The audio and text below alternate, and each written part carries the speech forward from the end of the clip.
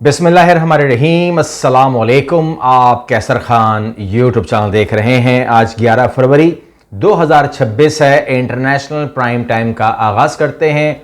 इसमें शामिल करेंगे हम इसराइल को, यूएसए को, सऊदी अरेबिया को, ईरान को और इसके अलावा रशिया। तमाम जितने भी हमारे इंटरनेशनल प्राइम टाइम आज कवर होंगे आपके सामने आ जाएंगे। लेकिन एक सवाल भी आप लोगों का आया है और वो मुझे जवाब आपको दे देना है। उसमें यह है कि आप जानते हैं कि जेफरी एप्स्टीन जो है एक बदनाम ज़माना किरदार है। एक गरीब घराने में पैदा हुआ मगर दिमाग बहुत तेज़ था, ताल्लुकात बनाए और तमाम चीज़ें की और उसके बाद वो अपना जजीरा ख़रीदने में कामयाब हो गया। इतना तालीम याफ्ता नहीं था लेकिन उसने छोड़ा भी किसी को नहीं। यानी कि समझ लीजिए पूरी दुनिया उसके सामने नंगी हो गई जब उसने अपना सिस्टम चलाया। और उस सिस्टम के पीछे सब जानते हैं कि जो सिस्टम उसने कायम किया था उसके पीछे कोई बड़ी पावर ना हो, ऐसा हो नहीं सकता। उसके पीछे मोसाद का किरदार मुकम्मल तौर पर था और मोसाद के किरदार के अंदर मैं बता क्यों रहा हूं आपको, क्योंकि आपने कहा है कि किसी पाकिस्तान का नाम आया है, तो जी नाम आया है, उससे बात करते हैं। आपके सामने मैं रख देता हूं। लेकिन जो नाम आया है उसमें उसके जो करीबी साथी हैं गैल्सिन मैक्सिक्वेल, ये किरदार है जिसकी बेटी जो है, जिसकी बेटी उसके साथ मिली हुई थी और पूरे घनाउने काम के अंदर इसकी बेटी जो है वो गैलिसिलीन जो बंदा था उसके साथ उसकी बेटी उसके साथ रही है जेफरी के साथ। और वो आदमी जो आदमी था उसके जनाजे में इसराइल के उस वक्त के वज़ीर आज़म यहूद बराक ने भी शिरकत की थी। तो आप समझ सकते हैं कि उसकी पहुंच जो है वो वज़ीर आज़म इसराइल तक थी और दुनिया के जितने भी आप बड़े बड़े नाम सुनते हैं उन सब तक थी।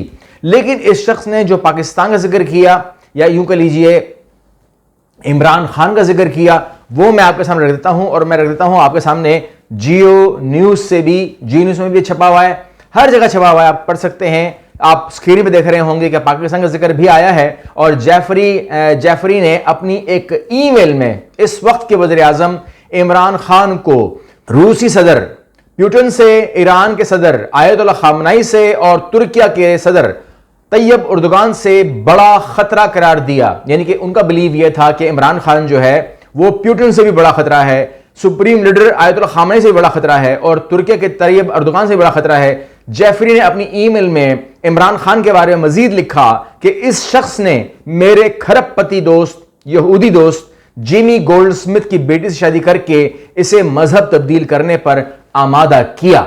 यानी कि आप जानते हैं कि जमाइमा खान ने मजहब तब्दील किया और उसने इस्लाम कबूल किया। इस बात का रंज जो है वो जेफरी एप्स्टीन को रहा होगा, हुआ होगा और वो कहते हैं कि जी मुझे इसके ऊपर शदीद गुस्सा है। और फिर वो तमाम के तमाम आप कहानी को आप मजीद समझ सकते हैं ये क्या कहानी वहां पर कायम हुई होगी। तो ये था पाकिस्तानी का जिक्र एप्स्टीन के जिक्र में और उसकी ईमेल में जो आपने सवाल किया था किसका नाम आया है और किस हवाले से आया है, आपके सामने मैंने रख दिया है। अब हम आगे बढ़ते हैं और बात करते हैं एलन मस्क के हवाले से। एलन मस्क जो है वो कहते हैं कि 30 माह में सब बदल जाएगा। यानी कि उसने बता दिया है कि आने वाले 2.5-3 साल आपके बड़े सख्त होने वाले हैं, या 3 साल कह लीजिए बड़े सख्त होने वाले हैं। और उसके अंदर आपका जो वो है ना सोर्सेस जो है, रिसोर्सेज हैं, उसके अंदर बड़ा बदलाव आएगा। यानी कि आपके जो जमीन के ऊपर जो तवाने के मसाइल हैं वो पैदा होंगे, वो बता रहा है आपको। और तवाने के मसाइल जो है उसको पता ही नहीं है शायद एलन मस्क को कि पाकिस्तान खुद इसमें बड़ा कंट्रीब्यूट कर रहा है। और पाकिस्तान ने, यानी कि हमारी मौजूदा हुकूमत ने सूरज के ऊपर टैक्स लगा दिया है। हमारी हर चीज टैक्स, मतलब आपका बच्चा लॉलीपॉप खाता है टैक्स के ऊपर आता है, साबुन इस्तेमाल करते हैं टैक्स लगा हुआ है, उसके पहले से टैक्स लगा हुआ है। लेकिन एंड ऑफ द ईयर हम अपने एनटीएन्स में एफबीआर के साथ गुजरते हैं, वो भी टैक्स पे करते हैं, सैलरी वाले भी टैक्स पे करते हैं, बिजनेस वाले भी टैक्स पे करते हैं। लेकिन अब सूरज के ऊपर टैक्स लगा हुआ है और गवर्नमेंट ने खुला बोल दिया है कि 10 रुपए का यूनिट आपसे लेंगे, वही यूनिट आपको 50 रुपए का बेचेंगे, उसके बावजूद टैक्स भी आप और मजीद देंगे। तो वो जो सूरज का मामला है वो भी अब कहानी खराब हो गई है। वो कहते हैं कि जी हर पाकिस्तानी आईपीपी नहीं बन सकता, आईपीपी होगा और उसको ही हम मराद भी देंगे, पैसे भी देंगे, आपको हम क्यों दें।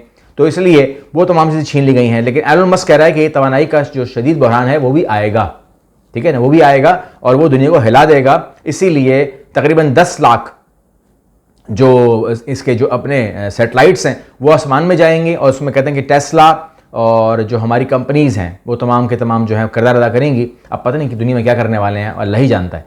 लेकिन यहाँ पर आपको मैं इन्फॉर्म कर दूँ कि आपको तारीख मालूम है कि इराक के ऊपर इसलिए चढ़ाई की थी अमेरिका ने क्योंकि वहाँ पर केमिकल वेपन्स हैं, इस्तेमाल नहीं हुए, केमिकल वेपन्स हैं, ठीक है, और वो गैर ममनुआ हैं। लेकिन अब अल जजीरा इंकशाफ कर रहा है कि गजा अमरीकी थर्मोबैरिक बम्बों के इस्तेमाल का इंकशाफ 3000 फलस्तीनियों का वजूद ही खत्म कर दिया। कतरी मीडिया कह रहा है, अल जजीरा कह रहा है, हाँ है ही नहीं, 3000 जो लोग हैं ना वो है ही नहीं, दुनिया में मौजूद ही नहीं है, उड़ गए, ठीक है ना, क्योंकि उनके ऊपर 3500 सेंटीग्रेड के बम मारे गए हैं। यानी कि वहां पर आप सोचिए कि अगर आपके शहर में सेंटीग्रेड हो जाए 30-35 तो आपके टिश्यू निकल आते हैं, आपके रुमाल निकल आते हैं, पसीना आ रहा है। जहां 30-35 पसीने आते हैं वहां 3500 के अंदर आप भस्म हो जाते हैं। 3000 फलस्तीनी भस्म हो गए, खत्म हो गए। ये केमिकल वेपन के उसमें आता है। लेकिन मामला यह है कि ये जो अमरीकी थर्मोबैरिक बमों की बात कर रहा हूं ना, अमेरिका ने दिए थे इसराइल को, इसराइल ने चला दिए, गजा के अंदर केमिकल वेपन इस्तेमाल हो गया है। अब क्या कोई कार्रवाई इसके ऊपर होगी? क्या कहेगा मैंने जो बम दिए थे वो क्यों चलाए? तो पहली बात यह है कि अमेरिका ने वो बम दिए क्यों थे।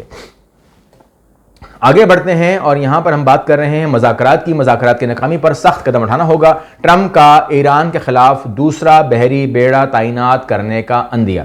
तो वो कह रहे हैं कि जी मैं आपके ऊपर, अच्छा मैं आपको बता दूं ये मामला है क्या, यानी कि ये बड़ा सादा सा मामला होता है आजकल, कोई चीज छुपी हुई तो है नहीं।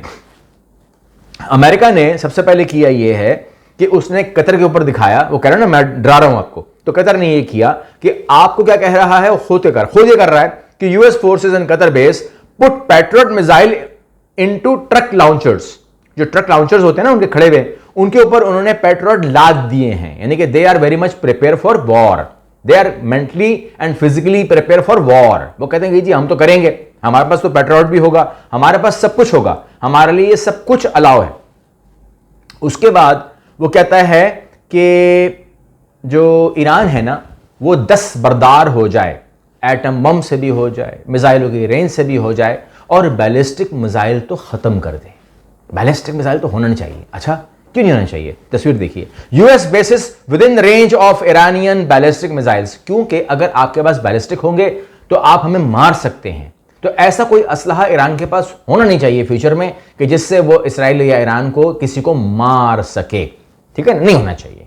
तो इसलिए आप खत्म कर दीजिए क्योंकि आपसे हमको खतरा है। तो आप अपने आप को उस पोजीशन में ले आए, ईरान को कह रहा है आप अपने आप को उस पोजीशन में ले आए कि जहां हमें यकीन हो जाए कि आपके अंदर जवाब देने की सकत नहीं है, आपको मारना अब आसान है, ताकि हम आपको मारने का आगाज तो करें। अभी डर लग रहा है, अभी दूसरा बेड़ा मंगवा रहा है। तो इब्राहिम लिंकन जो खड़ा है वो नाजुक थी। इब्राहिम लिंकन कोई छोटी चीज थी? 75 जहाज लादे लाए उसके ऊपर, नंबर 1, ठीक है। जॉर्डन के अंदर 75 F-15 खड़े हैं, क्या कम है वो? क्या वो? उसके बाद आगे बढ़ी लीजिए, F-35 खड़े हैं आपके कतर के अंदर, क्या वो कम पड़ गए? लेकिन कह रहे हैं कि अगर आपने हमारी बात ना मानी तो एक और बेड़ा आ जाएगा। तो यानी कि जो अभी तक है ये काफी नहीं है। ये मसले इनके हो रहे हैं। वाल ईरान के अंदर तैयारी हो रही कि नहीं हो रही है? यस, तैयारी हो रही है। Iran preparing for possible US strike, expert कह रहे हैं कि जो उनके इस्फहान में खासतौर पर जो उनके एटॉमिक रिएक्टर्स हैं, जो भी उनके स्टैब्लिशमेंट्स हैं, उनको मट्टी डाल करके उनको दफनाया जा रहा है, दबाया जा रहा है, क्योंकि दे नोस कि किसी भी दिन अचानक रात को ये अटैक होगा और उस वक्त हम बेखबर हो सकते हैं। तो लिहाजा उससे बचने के लिए उन्होंने कहा है कि हम अपनी तैयारी को मुकम्मल कर रहे हैं। सऊदी अरब के हवाले से एक खबर आपको मैं दे दूं, और वो ये है कि सऊदी अरब में मालदार गैर मुल्कियों को शराब की फरोख्त की परमिशन अब कर दी गई है, और जानी वॉकर की बोतल $124 की मिल रही है। और अमेरिकन या ब्रिटिश जो सफारतकार है वो कह रहे हैं कि ये रेट बहुत ज़्यादा हैं जो हमें मिल रहे हैं, लेकिन हम खुश हैं क्योंकि मिल तो रही है। यानी कि अब सऊदी अरब में पहली बार सन 1952 के बाद, 1952 के बाद शराब फरोख्त के लिए पेश कर दी गई है। अच्छा, मैं आपको इन्फॉर्म कर दूं कि ये सिर्फ ये बात नहीं है, सऊदी अरब के हवाले से खबर और भी बड़ी खतरनाक आ रही है। वो ये आ रही है कि ईरान ने दावा किया है, एक इनकलाबी गार्ड्स के वो हैं IRGC के साबिक अहदेदार हैं, वो कह रहे हैं कि जी सऊदी अरब के पास एटम बम मौजूद है।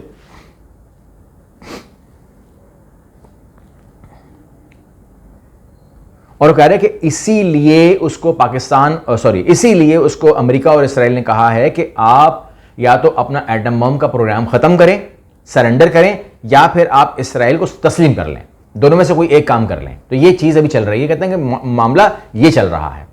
और पाकिस्तान जो अमेरिका सऊदी अरबिया है, दे डोंट नो कि हमें इसराइल को तस्लीम करना है या सरेंडर करना है अपना एटम बम, दोनों सूरतों को कबूल नहीं कर रहा, मगर उसने उसको कवर करने के लिए बैकअप प्लान के तौर के ऊपर पाकिस्तान से कहा है कि तुझ पर हमला, मुझ पर हमला, मुझ पर हमला, तुझ पर हमला तस्वर होगा। तो वो उसने कोई सिस्टम ऐसा बना दिया है, ये बातें भी हो रही हैं। अच्छा, सऊदी अरब के इस इक़दाम से हम कुछ मुल्कों से दूर भी हुए हैं, यानी कि उसको आप किसी तरह भी कहिए, अब वो हम पर प्रेशर भी क्रिएट कर रहे हैं। लेकिन बहरहाल ये तमाम चीज़ें हो रही हैं और इसके अंदर कहते हैं कि असल जो इब्राहिम अकॉर्ड की नक्शाबाजी है, या जो मोहम्मद बिन सलमान को बार बार वो कह रहे हैं कि तुम बड़े अच्छे इंसान हो, बड़े अच्छे इंसान हो, बड़े अच्छे इंसान हो, तो तारीफ़ें बहुत कर रहे हैं ट्रंप इस टाइम। उन तारीफ़ों के पीछे दो मामलात हैं, या तो एटम बम का सरेंडर होगा, या फिर क्योंकि नहीं चाहता इसराइल कि सऊदी अरब के पास एटम बम हो, और अगर एटम बम हो तो फिर वो इब्राहिम अकॉर्ड का हिस्सा बन जाए। ये तमाम बातें जो हैं वो उसको की जा रही हैं। अच्छा, एक खबर मैं दे देता हूँ इंडिया से। और आप जानते हैं कि जब बाबरी मस्जिद शहीद किया गया था तो उस टाइम ये बताया गया था कि जी नीचे से आपको भगवान निकल आएगा, या मूर्ति निकल आएंगी, कुछ भी होगा, ऐसा निकल आएगा, बस आप तोड़े निकल आएगा। वो तो क्या हुआ क्या नहीं हुआ, वहाँ तो राम मंदिर बन भी गया है, लेकिन उन मुसलमानों से कहा गया था कि आपको हम किसी भी जगह के ऊपर मस्जिद बना के दे देंगे, आप परेशान मत हो, क्योंकि वहाँ पर आप हमारे लिए सेकेंडरी हो, आपकी कोई वैल्यू इतनी है नहीं। अब उस मामले के अंदर जो है सूरत हाल ये है कि बाबरी मस्जिद कभी नहीं बनेगी, क़यामत तक भी नहीं बनेगी। वज़ीर आला यूपी ने ऐलान कर दिया है कि कहता है कि मैं बैठा हुआ हूँ, अगर किसी में थप्पड़ तो कर ले। मुसलमानों ने कहा भाई सुप्रीम कोर्ट का हुक्म है, उसने कहा सुप्रीम कोर्ट की भी ऐसी की तैसी, क्योंकि इंडिया में अगर मोदी कुछ कह रहा है तो वो है पावर। अगर वज़ीर आला का यूपी का ये बैठा हुआ भाई साहब, ये कुछ कह रहा है, ये पावर है। सुप्रीम कोर्ट या आईन कानून, या उसने क्या दावा कर दिया था, सुप्रीम कोर्ट ने क्या वादा कर लिया था, कुछ भी, वो बातें सब सेकेंडरी हैं। तो बिल्कुल सही बात है कि आज हम देख रहे हैं कि हमसे कहा गया था कि पैरेलल बनेगा, एक जगह से बनेगा राम मंदिर, एक जगह से बनेगी बाबरी मस्जिद। तो राम मंदिर तो कंप्लीट हो गया है, मगर हाँ उसके जो फ़ायदे थे या जो उसके मकासद थे वो पूरे नहीं हुए, लेकिन बाबरी मस्जिद तो कोई नामो निशान नहीं है। इंटरनेशनल प्राइम टाइम का और भी खबरें मेरे पास हैं, मगर वीडियो लंबी हो गई है और आपको जाहिर सी बात है कि ये चीज़ ज़्यादा पसंद नहीं आती कि वीडियो लंबी की जाए। रोकते हैं यहीं पे। अल्लाह हाफ़िज़।